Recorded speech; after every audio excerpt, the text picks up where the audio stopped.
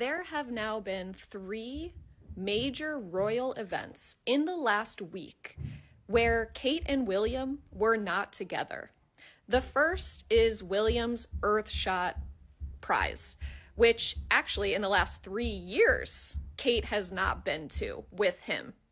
He only goes with celebrities and the winners of the prize. The second event was the Festival of Remembrance, which is actually a bigger deal than Earthshot because the heir to the throne should be remembering the veterans of his own country. But he is nowhere to be seen in this picture.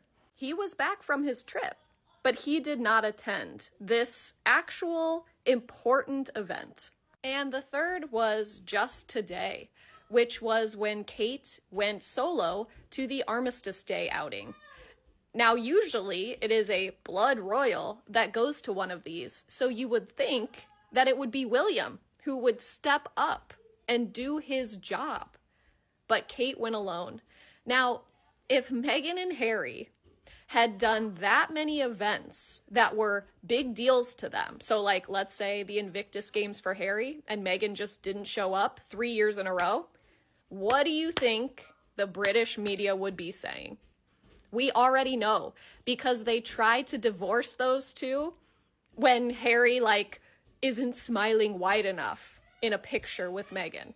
And here we are, where the future king and queen spend no meaningful time together ever in the past year, 2 years, 3 years, and silence, crickets from the media.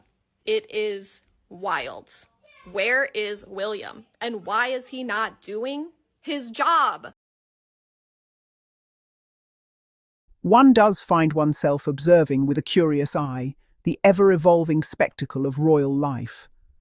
The most peculiar things seem to unfold before us these days, leaving even the most seasoned royal watchers scratching their heads. In the grand carousel of royal life, certain expectations are simply baked in: rituals, appearances, and the comforting presence of familiar faces. The Prince and Princess of Wales, always together, always smiling, the very picture of unity. Or so we thought until recently. Lately, a piece of the royal puzzle is missing, and it's impossible not to notice the gap. The public has noticed. Prince William is absent from key events, his absence growing more conspicuous with each passing week. At first, it was subtle. A solo appearance here, a scheduling conflict there, nothing to raise alarm. But soon, the solo acts stacked up, forming a pattern that even casual observers couldn't ignore. Major royal events have come and gone, and William is nowhere to be seen, leaving a void that's hard to fill. The narrative of a perfect partnership, carefully crafted and sold for over a decade, is suddenly in question, and speculation is running wild.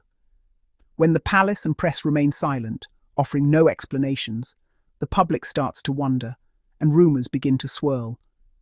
It's like watching a play where the lead vanishes, but the show goes on, determined to maintain the illusion of normalcy. The audience isn't fooled. We see the empty space on stage, and we feel the absence in every scene. This isn't just about missing a gala.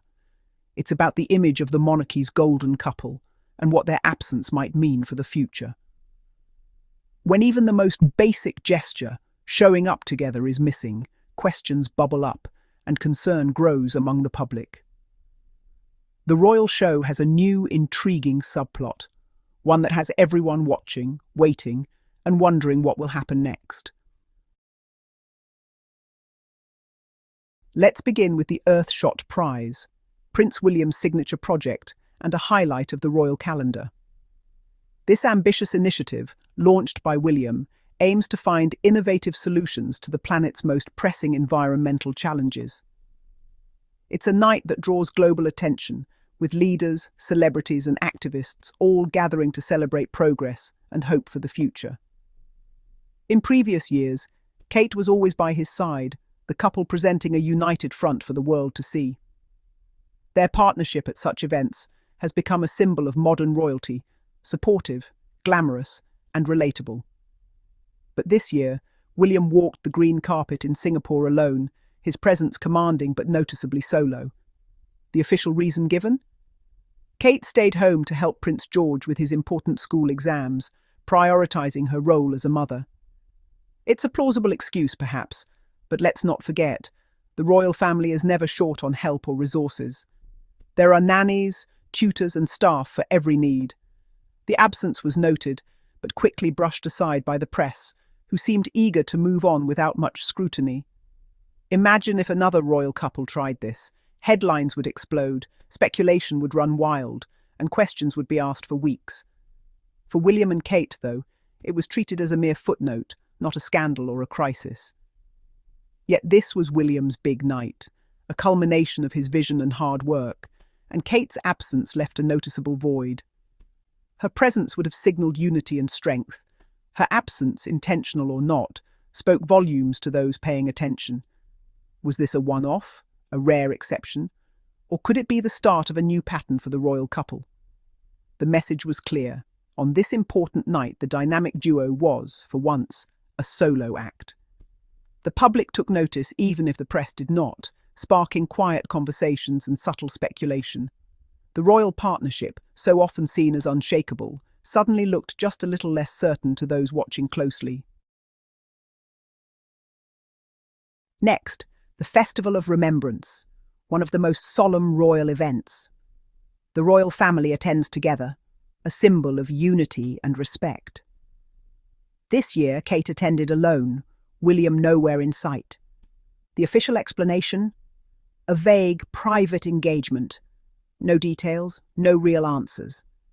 The press focused on Kate's dress, not William's absence, but the public saw the empty space beside her. This isn't a minor event, it's a core royal duty. For Kate to represent the couple alone sent a strange message. The silence from the palace felt less like privacy, more like a cover-up. The questions only grew louder. The very next day, the pattern continued. At the cenotaph for Armistice Day, Kate stood on the balcony with Queen Camilla, alone. William was present, but down below, laying a wreath. Traditionally, royal couples stand together on the balcony. This year, they were physically at the same event, but miles apart in appearance. No explanation from the palace, no questions from the press. The visual separation was striking, a break from tradition. It looked deliberate, not accidental. The public saw a poised, dutiful future queen, but also a lonely one.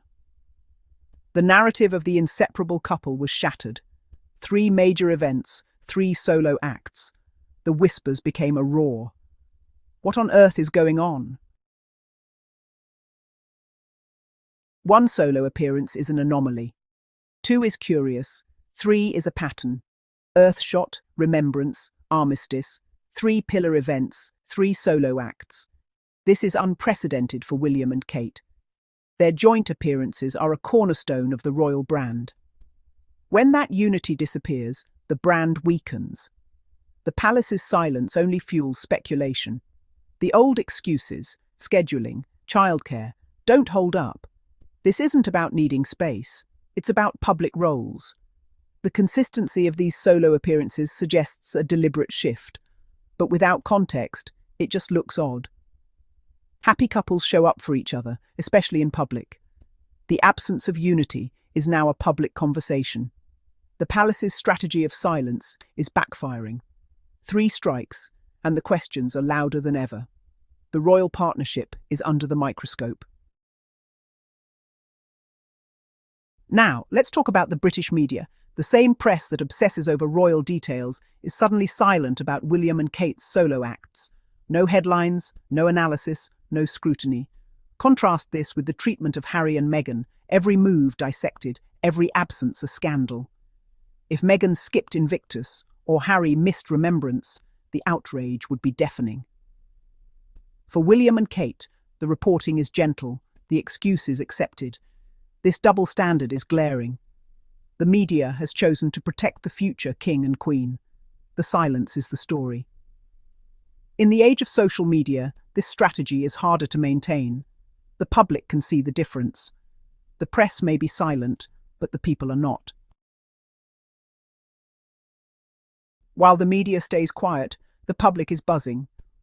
On social media, "Where is William?" trends and theories abound. People notice the change. They're connecting the dots. The fairy tale image has been sold for years. Now any deviation is glaring. The public feels misled. The cracks in the story are obvious. The palace's vague excuses only add fuel to the fire. Silence is seen as confirmation that something is wrong. The old, never complain, never explain approach is failing. The monarchy's power lies in its story. When belief fades, so does support. The public is invested, and now they're questioning.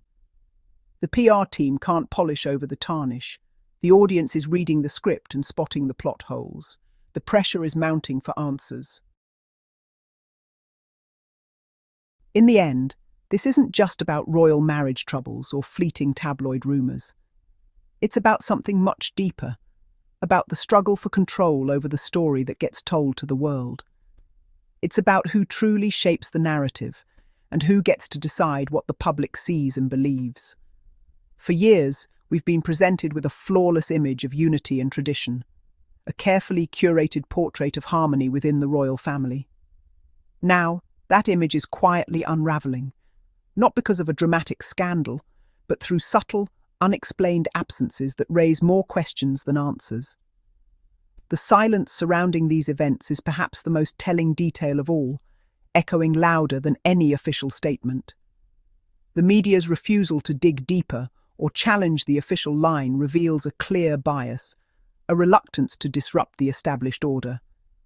Instead of investigating, the press seems to be guarding the monarchy's story, acting as gatekeepers rather than truth seekers.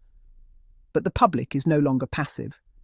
They're watching closely, asking questions, and demanding transparency like never before. The old pact between palace and press, once unbreakable, is now showing signs of strain and breaking down under scrutiny. Maybe this is just a temporary phase, a passing storm, or maybe it marks the beginning of a new royal reality, one where uncertainty replaces certainty. One thing is certain: the perfect narrative, once so carefully maintained, is gone for good. In its place are doubts, questions, and a sense that the truth is more complicated than ever before. And in the quiet, echoing halls of the palace, that uncertainty must be the most unsettling sound of all, lingering long after the crowds have gone.